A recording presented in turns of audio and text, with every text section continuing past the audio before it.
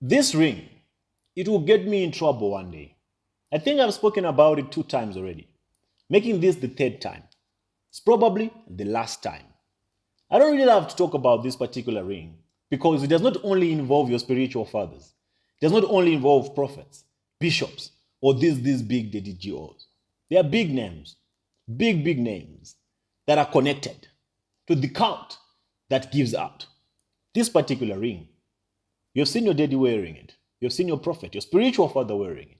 And you've been asking, you've been wondering, what is it all about? Why do they all have this particular ring? Is it fashion? It's not. That particular ring that you see, that red knob on top that you see, it's not a marble, as many of you think. That's actually a sample of dried blood. That was... I know you're now asking, how do you know all this? And whose blood is it? Not all knowledge is accumulated through experience. I know people who have it. I know people who have gone to Benin. I know people who are part of the cult. I know people who were initiated and given this particular ring. And I know of one particular guy who broke it in my face just so that he can show me what was inside. That's when I realized that your spiritual fathers, your prophets, are in something too deep. After he broke it, as we speak, he's no more. Before he passed away, his children all perished in accidents. His parents, they all died mysteriously. Everyone that was connected to him is probably no more. I mean, I'm talking of the people that I used to know. Those are the consequences of breaking the covenant. That's why it's practically impossible for your spiritual fathers to repent or to let go of all these rings that they got from Benin, all these swords and all these belts. I know there's this other particular, very popular belt that they all wear. They have been doing all these things, these demonstrations in your face, but you might not have been cognizant of it from the signs that they use, different signs that they've been using. And you've been thinking that it's a normal thing. They're just trying to inspire us, to motivate us, or to inspire us to be connected more to the things of God. But I've told you times without number that if you know what's good for your life, for yourself, and for your families, do away with anything that is prophetic related.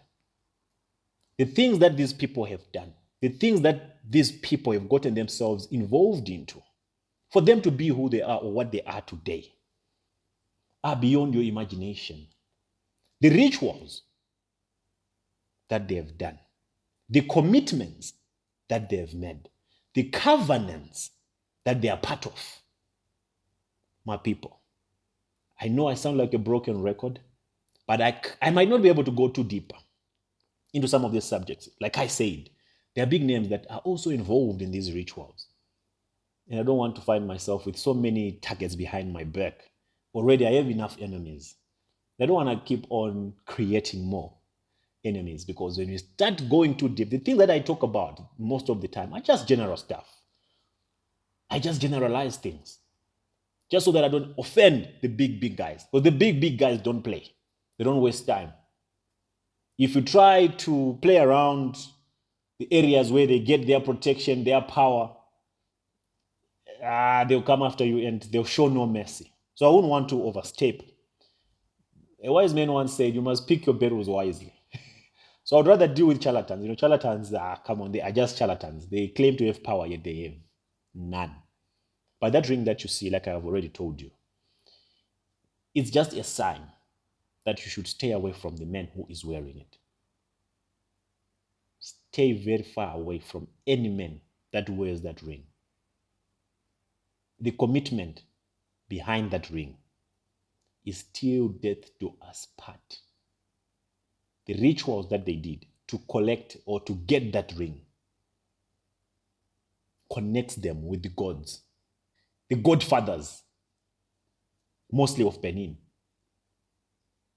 And the power that the ring has, this I'm telling you from the testimony that I got from this old friend of mine who's no more, the power that it has, it works as a spell that as long as he wears it and he is in contact with you, one, you'll be so afraid of him. Two, you'll be hypnotized. Three, you'll be very submissive to him. As long as he's in your presence, you'll be out of your senses. You'll be his subject. To those of you who have been to prophetic shrines, I'm sure you know what I'm talking about. That kind of feeling that you get when you're under the sound of his voice. To women, it works differently. It arouses them. The majority of women who go to prophetic ministries, they are forever aroused when the man of God in courts, when the man of God is on the pulpit, or when the man of God enters the building. All of them. And I'm speaking from the testimonies that I get from those who successfully broke out of these cults. And this guy of mine who told me this was very clear that there is no woman who can say no to him. Whether she's married, whether she's a nun, a Catholic nun, whether she's in a committed relationship, or whether she's never been with a man before in her life. Once they come in contact, or once they're in the same environment, or once he looks at them wearing that ring, she can't say no. And no matter what they do with the woman, chances are, in most cases, the woman will never speak, will never talk. She will consider it a favor from the man of God. That's how powerful he said it was. But you can tell with the number of women these men have abused. Show me, tell me how many have had the guts to come out and talk. And it has an influence not only on the woman and on the husband as well. Do you know how many husbands and junior pastors in these prophetic shrines who know that their spiritual father is eating the forbidden fruit of their wives, but they can't do anything about it? There is no junior pastor in any prophetic shrine who has a wife and the wife is not playing with the spiritual father in any inappropriate manner. There is none. This is the truth. You can judge me and say I don't know what I'm talking about, but come on. I know those things. In the praise and worship, all of them, they might be doing funny things with the spiritual father. And all of them know it, that they're doing this with the spiritual father. And no one will ever voice out.